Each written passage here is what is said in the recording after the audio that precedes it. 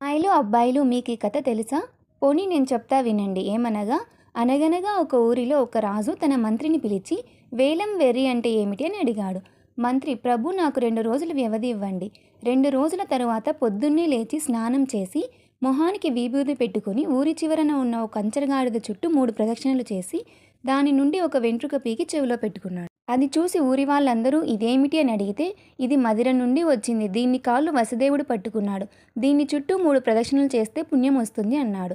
అది విన్న ఊరి వాళ్ళందరూ ఒక వెంట్రుక పీకి చెవిలో పెట్టుకుని గాడిద చుట్టూ 3 ప్రదక్షిణలు చేయడం మొదలుపెట్టారు. ఈ విషయం తెలిసిన రాజుగారు కూడా వచ్చి ఇదేమిటి అని అడిగారు. మంత్రి, ఈ గాడిద మదిర నుండి వచ్చింది. వసుదేవుడు దీన్ని కాళ్ళు పట్టుకున్నాడు. అందువలన దీని వెంట్రుక ఒకటి పీకి చెవిలో పెట్టుకుని ఈ గాడిద చుట్టూ 3 ప్రదక్షిణలు చేస్తే పుణ్యం వస్తుందని రాజుగారికి మంత్రి చెప్పాడు.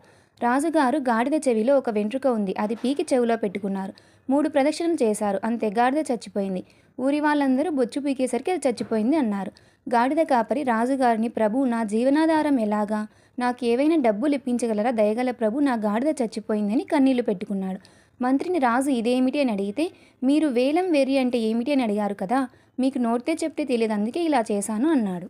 రాజుగారు మంత్రిని అభినందించి గాడిద కాపరికి కొంత సొమ్ము ఇచ్చాడు. వేలం వెర్రి అంటే ఇదే. ఇంకేముంది, కథ కంచికి మనం ఇంటికి. కథ నచ్చితే లైక్ చేసి సబ్స్క్రైబ్ చేయండి ఫ్రెండ్స్.